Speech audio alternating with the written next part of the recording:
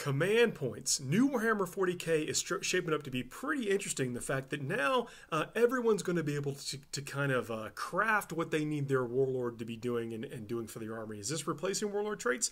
You know, I'm not sure. But what this does is it gives every army, based on how you build their army, Battleforged, you know, every Battleforged army, a set of command points that they can then spend throughout the game.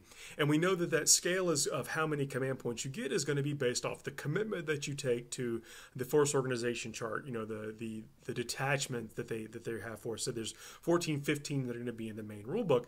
But the article also tells us that taking even things like Bjorn will give you an extra command point, and I'm sure he's not going to be the only one. I'm sure, you know, maybe things that we have known historically famous leaders or whatever may give the army some additional, I guess, weight in the command point side of things, like, you know, Commissar Yarrick, maybe, I'm hoping Dante, you know, things. Eldrad, I'm sure, is going to give some command point buffs. Stuff like that is giving them another one of those sliders that we talk about to add character for each army and in the game.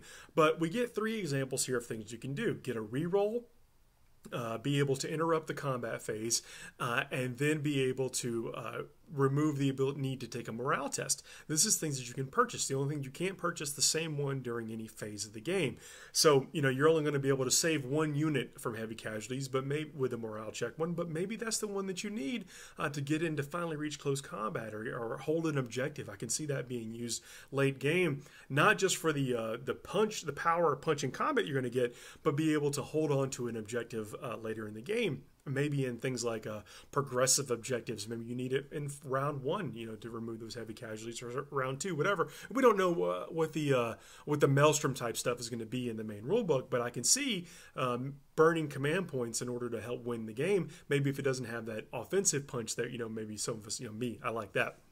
But that strategy is going to pay off again, but you're going to get rewarded for how many command points you get based off how committed you are to the detachment. So obviously we know, or we've seen, that the larger detachment gives you 9 command points. Taking Bjorn gets you 10. What can you do? Well, you can buy a reroll that we know so far. And I know when we know, or at least we can assume that you're going to get ones that are based off of your faction. So I'm willing to bet that every faction, Eldar Tau, are going to get some specific things just to them that they can burn their command points on also.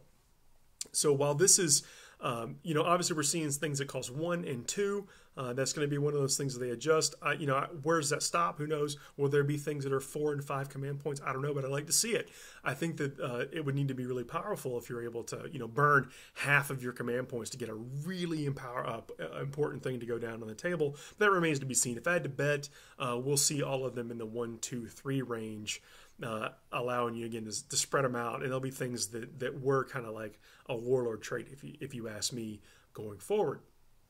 Today, this is Monday, we got Primaris Space Marine teasers and the whole data slate. I mean, this is neat. The true scale Space Marines. I mentioned this a couple months ago. People thought I was crazy because, you know, they're not going to redo the Marine line. Well, they're not redoing it, but they're adding to it. And one of the neat things is that, we got the idea that you'll be able to apply chapter traits to them. So I'll get to take Blood Angel Primaris Space Marines. There'll be some Dark Angel ones. I don't know if you want to trust them, but you're going to have some Dark Angel Primaris Marines. And these guys, I won't go through all their stats right now. We'll talk about that more maybe in another video or in the big wrap-up for the podcast this week. But they have a 36-inch threat range. They can move 6 inches. And then they're bolters. They have really cool bolters that give them another 30-inch range. So a 36-inch range with their, you know, reach out and touch someone weaponry. But we also got some grenade stats. I love it how Games Workshop is it's kind of sprinkling in things. The article's not about grenades, but we got grenade stats. So 6-inch, be able to range on grenades, frag grenades doing D6, and crack grenades doing D3 wounds. I mean, this is stuff that, you know, is it still going to be where you can throw 1 grenade? Is that going out the window where they can all throw their grenades? I don't know, but being able to see this and start to kind of mentally build up in our minds about how this is going to apply to the rest of our army is really cool, and I love how they're doing it. And I cannot wait to get some of these Primaris Marines in my hands to paint them up. I mean, they just look real beef in that. Go look at the pictures, and I'll try to include at least the article in the notes below. But look at the pictures. That sergeant looks absolutely epic.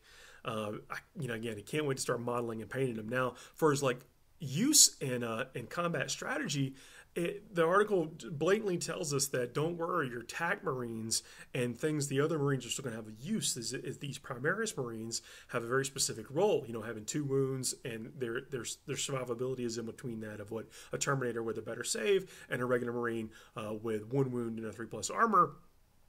So they're going to have a use, I think, that is more probably good for objective grabs. You're gonna be able to build your whole army out of them, or include them in your Space Marines as who knows, elite forces or some type of extra punch in battle. I don't know. That remains to be seen. We're going to see it, but you're going to be able to get also a whole army of these guys, and they're going to get their own dreadnought and vehicles. If I was Gilliman, I said, I was joking around in another broadcast, but first thing I would say is, build me a Storm Raven I can fly in. But maybe, just maybe, we'll see a transport made for bigger guys where maybe Gilliman could get in something and fly across the table. I don't know. We'll see. Please subscribe to this channel, like, comment, and stuff down below. More like this stuff is coming. And again, the big weekly recap coming at least once a week. Thank you guys. See you soon.